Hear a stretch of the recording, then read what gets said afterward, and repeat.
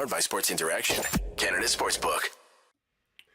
Well, that was incredibly frustrating, wasn't it? Welcome, everyone, to Game Over Calgary. I'm Peter, he's Josh. We'll get to him in a second. Coming up on the show today, goalies. They're terrible, aren't they? Some of them are. We'll discuss. Also, what might be going a little bit better, maybe? And then we will talk about the man of the hour, too sweet to be sour. It was Sean Monahan's night at the Dome. So we will get into all that with Josh. But us being frustrated after that game was rather predictable. You could kind of see how that was going to go. And if you think you know how it's, or you know what way it's going to go, make your bet with Sports Interaction. Whether it's World Cup, hockey, football, or basketball, Sports Interaction has you covered. Bet pregame, live in-play, or on one of our many prop bets. Sports Interaction makes it easy to deposit, play, and cash out. Join now and see all sports betting has to offer. Want to bet? Head to sportsinteraction.com/SDPN. That's sportsinteraction.com/SDPN. 19 years and older. Please play responsibly. If this is an area that you have issues with, there are links in the show notes to help you out with that. So, like I said, my name is Peter Klein. Audie was at this game, that poor bastard. And joining me on the stream tonight, he is Josh Arbuthnot from the Fresh Take Network, many other ventures we will get to.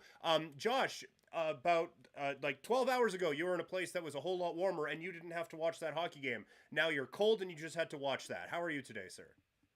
I'm doing okay. I'm doing okay. Better than where the Flames are going right now, and better than the Flames are on their power play, and putting the puck into the net and dealing with a hot goalie that's not a hot goalie. A very confusing, frustrating game with the Flames. You put the Blasty jersey on, and you want to feel warm inside the dome before you have to go back out into this December Calgary weather. That was not the case for the men with the C on their chest this evening.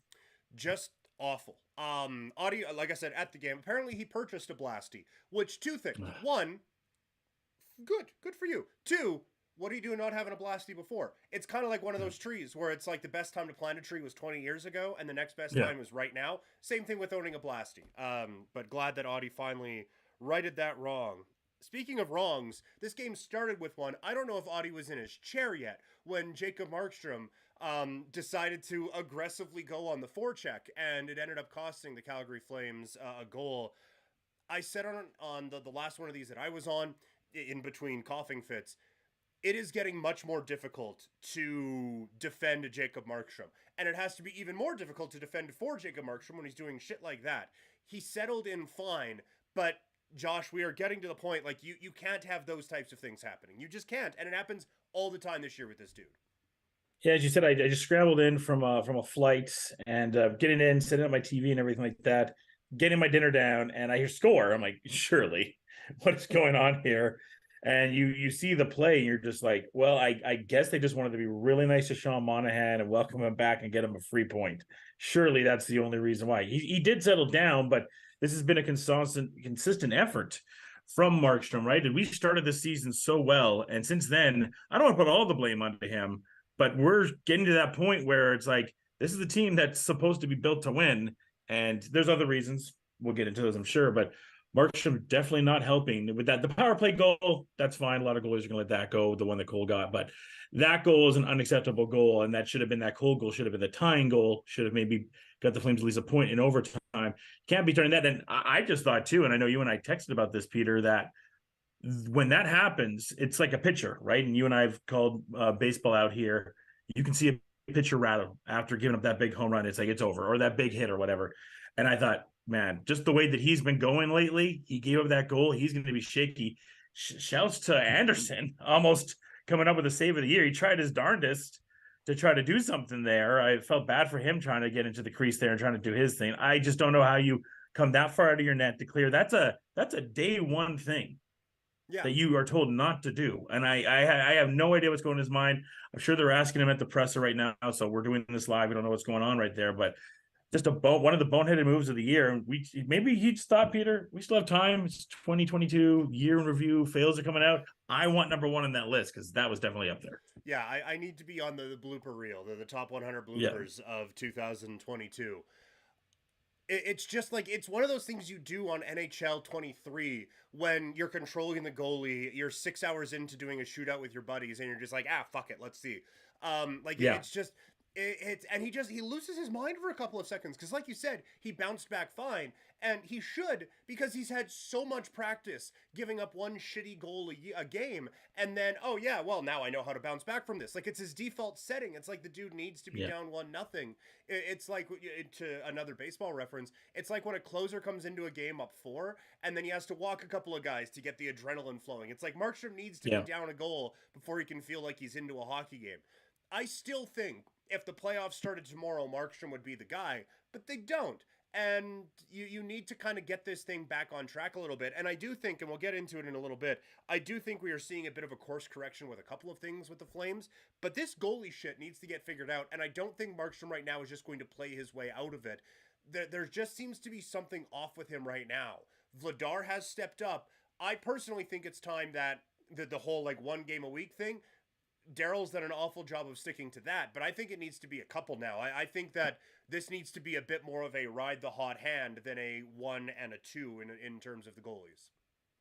Well, Peter, let me ask you this. With all your times covering the Flames, going back to Fan 960 and everything, you've seen this consistently, right? We go back to that Duck series with the goaltending, right? It was always the goaltending. It was like, oh, we finally have it.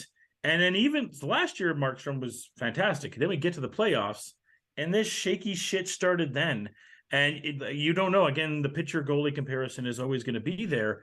I do wonder if a lot of that stuff is still going on in his head. I don't know how you get it out or whatnot. Maybe the Flames need a long break or something.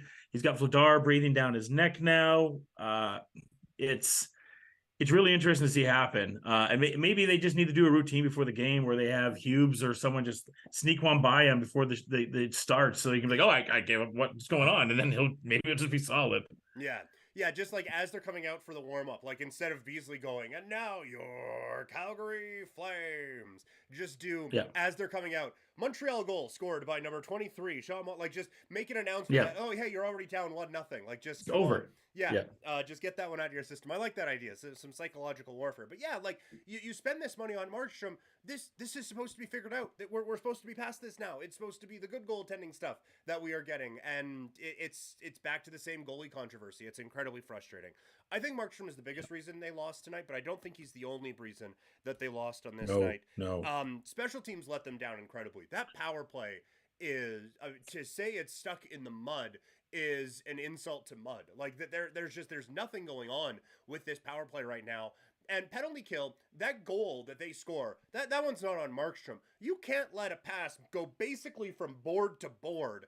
Just I don't care if you only have 2 guys out there. That pass cannot happen. I thought special teams let this team down in a major way in this game.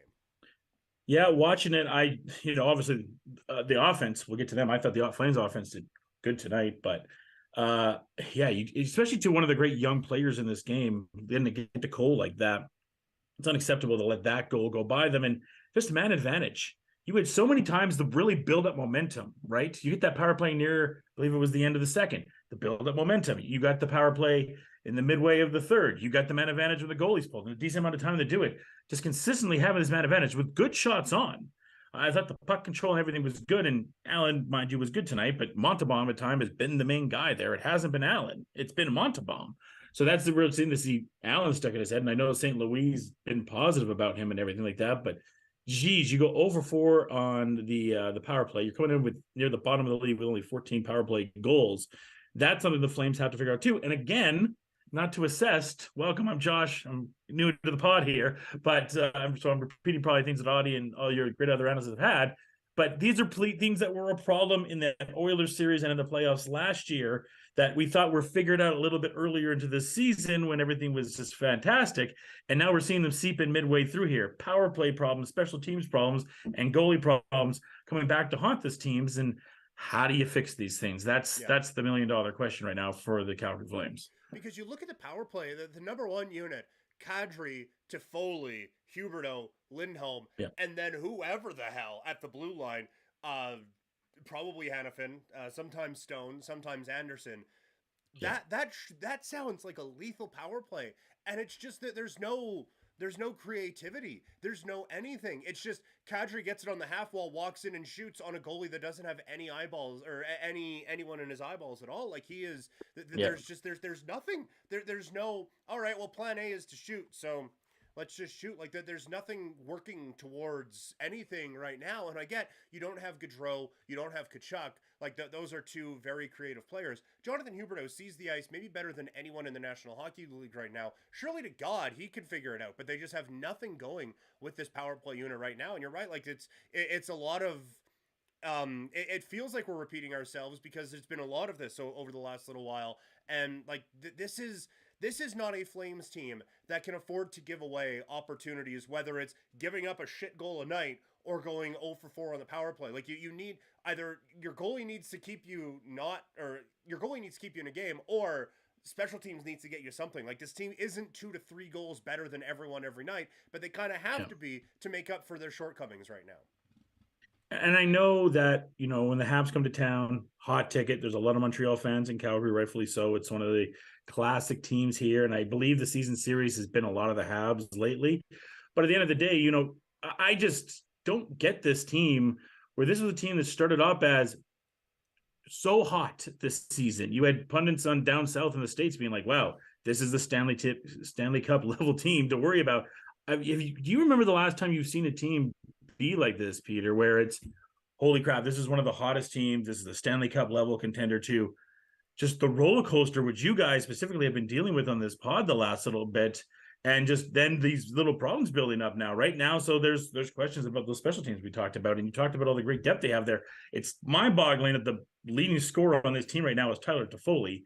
No shots at Tyler Toffoli, but that is not what you pay Nazem Kadri and Huberdeau all that money, and moving on with your future with them, that's not what you're paying him for. Yeah. It's kind of mind-boggling that just this fall is good. So do you blame it on the goalie? Do you blame the power play? Is Sutter to blame? Is it all of the above? To me, if we're doing the blame pie, I think Sutter gets the biggest piece for fucking around with the lines. That is, speaking of things that we've repeated on the show, that is, I am definitely playing the hits with that one. But to me, this team just lost all form of their way when they did that.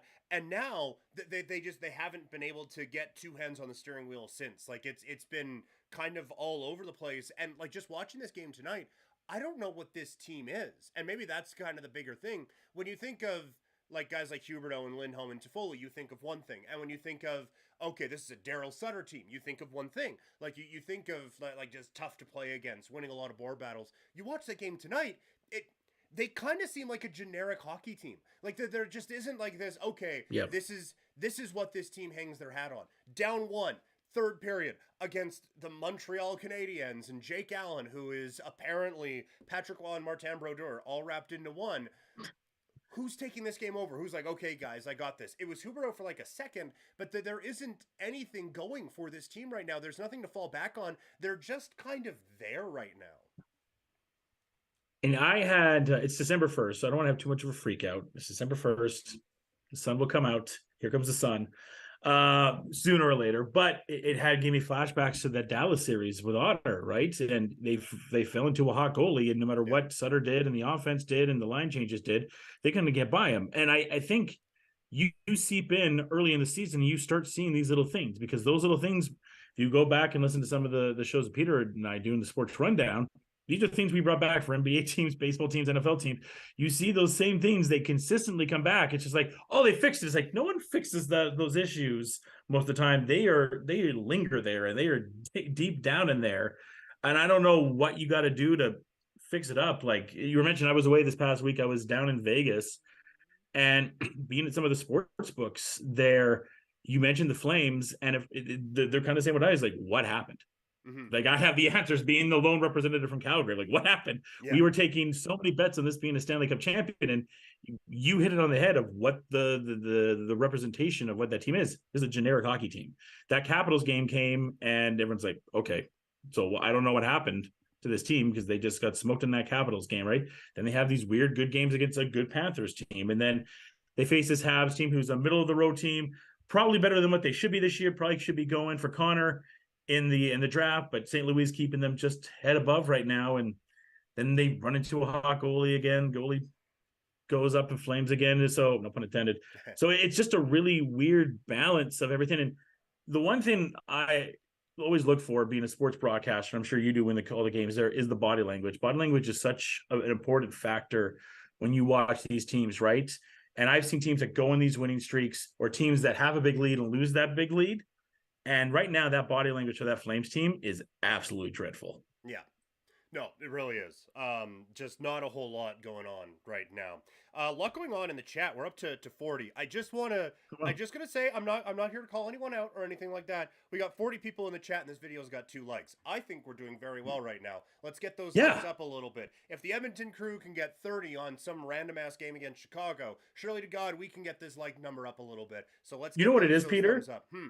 We're covering the wrong Calgary hockey team right now because the hottest team is probably the Dinos in Calgary right now, and the winning streak the Dinos have had right now. That might be the Trojans have had a nice streak. The Cougars are having a nice streak. I think it's the collegiate hockey teams that we need to start talking about on here because they're the one getting wins and putting things together.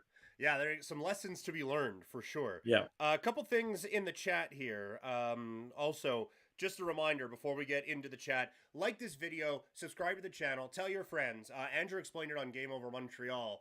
YouTube's being very weird about live videos lately because some kids were streaming games that they shouldn't have been streaming, and YouTube didn't like that. And so to put out a candle with a fire hose, they've just decided screw all live broadcasts. So if you could share what we're doing out on your social media channels and help spread the word, that would be absolutely phenomenal.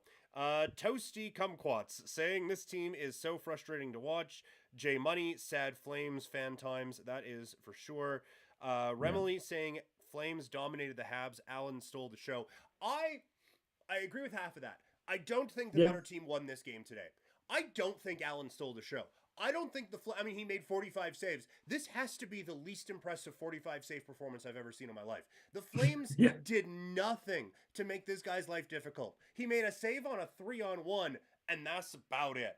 I don't, like, there are very few chances just in the mental Rolodex, and I've been hit in the head a few times, so maybe there's just like a bit of a lapse there, but there aren't a whole lot of chances that just spring to mind from this game. There's a 3-on-1, and that's about it. Calgary, they got a bunch of shots, and that's adorable, but they didn't get a lot of, like, they had some chances, and they outchanced Montreal tonight, but this team I didn't think did anything to make Jake Allen's life any kind of difficult tonight. No, like I mentioned, it was a lot of an impassioned bunch of times, right? So the body language for this team right now is really off. And again, I think that comes from coaching too. I think when you have a coach like Sutter, right, it's kind of talk about when we saw it with the Kings at times, right? And I don't maybe know if they've gone to that point yet, but players start tuning out Sutter a lot, and there's new players that are trying to figure things out with him. And I don't know, when teams were riding high at the start of the season, whatever Sutter says, the way he coaches, you don't care. You're winning high. You're doing your best. And now you're losing, and some of those same words that are going out from Sutter and some of the same coaching, not going to go over with you as much every single night. Yeah, no, exactly. It's tough for sure. Chat is bumping tonight, and seeing a lot of people chatting with each other. Greatly appreciate that. Love the, I've said it before, love the community that we are building here. And I think it's very important, especially with everything going on. Kadri not as good as I thought. We need Matty Bat, could be a bust. Kadri, I think will settle in. I don't know if he's ever going to play up to that contract, but I do think Kadri is going to kind of settle in here. I'm not too worried about that right now. Yeah, I agree with you. Yeah. Sutter has to go. That might be a bit extreme as well.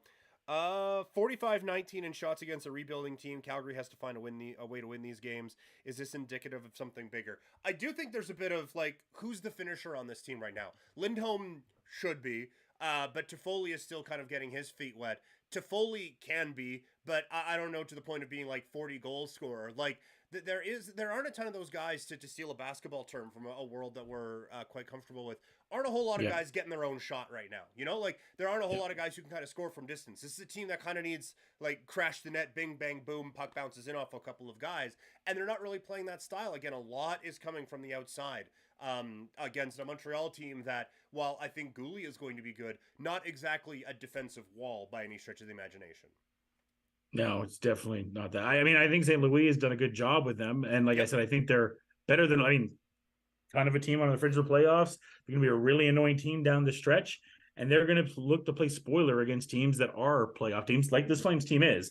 Like, you want to be Chicken Little and say the sky's falling. This is a playoff team. The Flames are a playoff team. We saw what they could be at the start of the year, and it was beautiful for Calgary fans. Mm-hmm. It's just, how do you get back to that? And looking at the chat, I've seen the T word pop up a lot in there, a little bit, but it's like, what is it? And I know Backlund's names have floated up there. I know some people want to call Phillips up. I don't know if some of those things will have. If you bring up a young talent in Phillips, is that something that's going to engage this team? If you trade someone like Backlund, who are you looking to get back, right? There's all those kind of conversations of, can something like that re-engage a team? Yeah. First of all, yes. Like, I think if it was me, Phillips would be up, Pelche would probably be up, and I would have a serious conversation about Zari, although I understand why he's not. He's running his own line right now, and I think that's very good for him. I have kind of acceptance is where I am at right now. I've just accepted that's not going to happen. For whatever reason, Treliving threw out some random ass quote on somewhere today about, well, we want guys who can fit roles, and just because they're scoring here doesn't mean they're scoring there. It was a long-winded way of saying, yeah, we're probably not going to call up Matthew Phillips. And if it happens tomorrow, great. I would love to be wrong. I don't think it's happening. If it was going to happen, it would have happened by now. Yeah. I think Daryl likes the group that he has. Brad likes the group that they have. It's up to these guys to figure it out. It shouldn't be up to Matthew Phillips to come and save the season. That this team needs to figure it out. Would they be better with Phillips? Of course they would be. But I have accepted it probably ain't happening. Yeah, and I don't know, like, I mean, if you're saving grace for a team that started off as hot as this team is to have a guy like Matthew Phillips, who is great. If that's what your ultimate thing is, like, yeah, it's going to be him. It's like, this guy Matthew Phillips is probably not going to be the savior for the season. He would be a nice addition to everything, but just for him to be that, take a Vince McMahon term, the brass ring, and pull it down, and all of a sudden, the skies have parted. I don't know if that's exactly the way that it's going to be, as good as a player that he is. Yeah. Keep the chats coming. We're going to try to get to as many as we can. Remember to share the stream, like the video, subscribe to the channel, and then it comes out in podcast form later. Subscribe to there and leave a review on that. I do want to get to one thing that I liked, as my voice did a weird thing there. I do think that top line is starting to click a little bit. I do think Huberdeau, Lindholm, and Toffoli, you're starting to see signs. I think they were the best line for the Flames tonight. I think they're starting to come together, which means Daryl will probably break them up after the next game. But I think that if you were going to take a positive from this game, for me, I think that's it. Yeah, and look, athletes have to take time to find each other, right? It's not just going to happen overnight. Like Lindholm and Huberdeau have only been playing for how many games? 20 plus games so far for this team. They have to learn that chemistry. They're not just going to have the chemistry with Lindy that Chucky and Johnny did. It's just not going to happen. As good as a player, and you mentioned the ice vision that Hughes has, that's just not going to happen overnight. But I do agree that it's looking there. I also thought the Flames were really aggressive. They let in hits in this game. I thought they were getting the pucks really well, and obviously that leads to them getting the shots on the net. I thought all that side of stuff, they were playing aggressive hockey. They were playing physical hockey. So that kind of stuff matters, and they did show that tonight. Now, how can they get that to lead forward to some wins? That's the big question. But I was interested in that. Yeah. It wasn't all doom and gloom, just mostly. No. It only started 13 seconds. When you lose, everything's the worst, right? The sky is falling. This Flames team is not going to be like a Habs or some of the lower teams. Like, oh, we played good, we lost. Oh well, we're going after Connor in this draft. The Flames aren't that team this year. There is no. Yeah. Oh, well, good things happened. No, that's not an acceptable situation right now for this team. Quick shout out to Pepino in the chat right now. Asked, what was the score? 2-1 Montreal. By the way, greetings from Romania. So shout out Romania and shout out Pepino.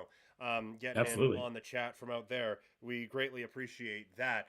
Okay, that's enough of the positive stuff. Actually, not really, because the last thing I want to talk about today, and we're going to run out of time on the Zoom thing. We're not there yet. We still got a bit of runway here. But it was Sean Monahan's return to Scotiabank Saddledome in the city of Calgary tonight. What a return. It's -40 today.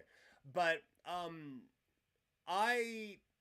was happy that it was such a positive reaction. And so J Money asked in the chat, what's your favorite Sean Monahan moment? Admittedly, I don't really have one. Honestly, like the one that comes to mind is the last one where he's in the tunnel and he's smiling and hugging Johnny Gaudreau. The issue with Monahan is that there weren't many. Like he scored a ton and he scored a bunch of game winners, but he was always banged up at the time where you create those moments in the postseason. And Yeah. I think, like, I tend to look at this era of the Flames a little negatively. He came in at a great time for Calgary when they needed him. Like, Iginla had just been traded away. They tanked. They got Monahan. He was kind of the new face of the franchise. And I don't know if he was ever going to be that dude.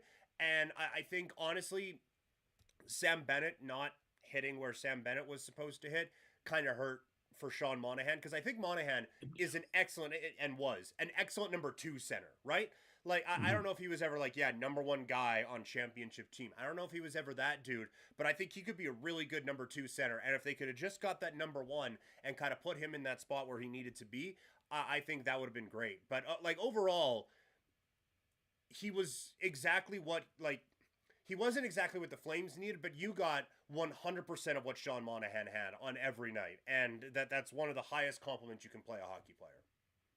Yeah, nothing but positive influences to the team, to the community. I think he played a big part in the Calgary community.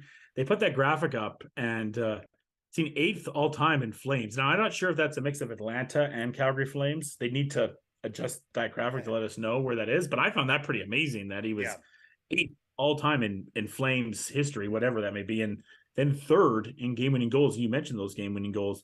So many, it got to the point too when the Flames would go to 4-4 overtime. You're like, Monahan's getting the goal, because most of them were. I'd love if we have someone that can break down that stat or knows that stat of how many 4-4 overtime goals does Sean Monahan had, because it seemed like when you had specifically a game on CBC, Monty was getting that 4-4 goal to help the Flames win.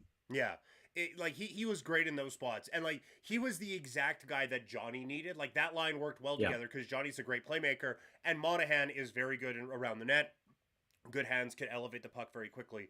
So, like, I know it kind of seems like I'm shitting on Monahan a little bit. I thought he was great. I just kind of thought there was too much needed of him with the Flames, Yeah, well, when he came in, at the time, I believe he was the highest draft pick the Flames have ever had before Chuck came in. He still maybe, if I'm not mistaken. But and so when you have a player that high and your team has never drafted a player that high, you're thinking, oh my good, like, this is going to be the savior. This is going to be our super duper star, multiple-time all-star, all NHL type of player. Yeah. So it's a lot of pressure to go at a guy. And he was good. And obviously he's the one Flame that's going to come back this year and not have rains of booze coming towards him. Number one, because he was traded and didn't leave.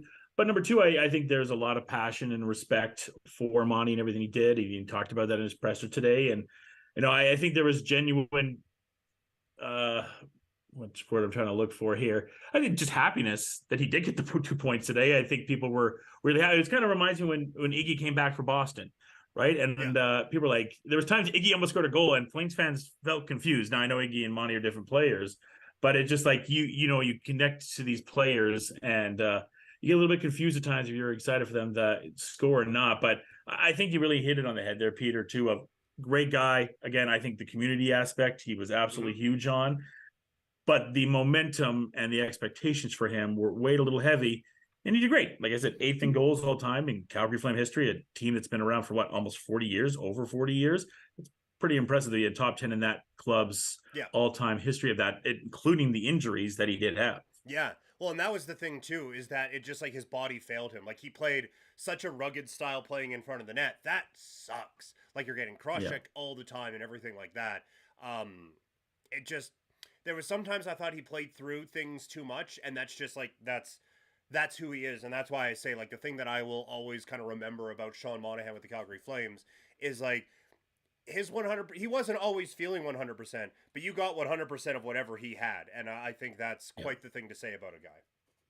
And I'd be remiss if we didn't talk about Sean Monahan, and we mentioned Boring Sean Monahan Twitter, which in the early days of him here was a legendary Twitter account for a lot of people out here, and brought a lot of joy to people having Boring Sean Monahan as an account.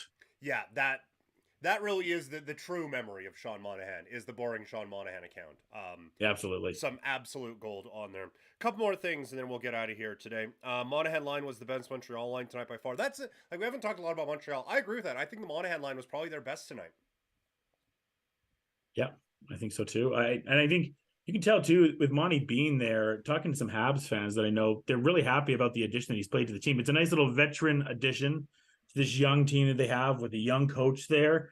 Habs have this weird mix of everything. They have the carry thing is going to lay over their head for who knows how long. I'm wondering what that's going to go with. But I think Monahan coming there has been a really nice addition to be around these young guys. You can see it on the ice tonight. And maybe it was more amped up to be in Calgary, but all season you've kind of seen it. Sorry, the coughing is starting to get me now. Go. Montreal already got a first-round pick from Monahan. The Flames gave him a first-round pick to take him. I know. Hearing the game over Montreal guys, they might get another one for him. Like he has kind of played himself into being, I think, a pretty valuable trade candidate. Shout out Haley Germain in the chat. I know a mutual friend of ours, former colleague of mine. And topping it off tonight, shout out to Zach in the comments who said, Markstrom spoke to journalists after the game, and as a fan, that's all I care about. I don't know. You've been off gallivanting in Las Vegas. I don't know if you've seen the controversies around Alphonso Davies, but he hasn't spoken to the media. And media people are so very specifically a couple of them are so very frustrated by this, and that has become the focus of a lot of World Cup coverage, not this amazing triumph that Canada had by being there for the first time in a billion years. So yes, he get the first goal. We have a Markstrom comment, by the way. Oh, okay, go for it. I just suck at hockey right now. Put it in the Louvre. Put it on top of the Calgary Tower. Oh man, that one got me. Yeah. Okay. Perfect way to end this one tonight. Josh, let the people know where they can find you, sir. Yeah, you can find me at the Fresh Take Network. It's Fresh Take 42 on all your social media platforms. You can also find me broadcasting for the Calgary Dinos for basketball for them and for the State Trojans. State Trojans have a basketball game this week. You can find on the ACAC network, and doing PA for Dinos hockey. 2 games for the Dinos hockey this week on Friday and Saturday. Like I said, Calgary hockey right now, collegiately, killing it. The Dinos, the hottest team right now in collegiate hockey, doing a really good job out there. Cougars doing their best there, try to be due diligent despite working on that Dino side. But a lot of fun things there. Fresh Take coming up here in the next little bit. We have a lot of our year-end review shows with wrestling, with sports, with pop culture, and Peter will be popping on a few of those. So check those out. Thank you to Josh. The next time you will see Game Over, I will also be on it. They take on the Washington Capitals coming up on Saturday. We will see what fresh hell this team provides us in that game. Please remember to like this video, subscribe to the channel, share it with all of your friends. Hell yeah, Cougars. I agree. I'm partial to Mount Royal, but I mean, that's just me. Like I said, when Noah was on here, even Mount Royal dropouts get fun jobs. So shout out Mount Royal for that. But yes, our next broadcast is going to be the Flames' next game on Saturday. Like the video, share it with your friends. Follow me on social media. I am at Primetime Klein on Twitter and Instagram. Thank you all so very much for tuning in, and we will talk to you all later.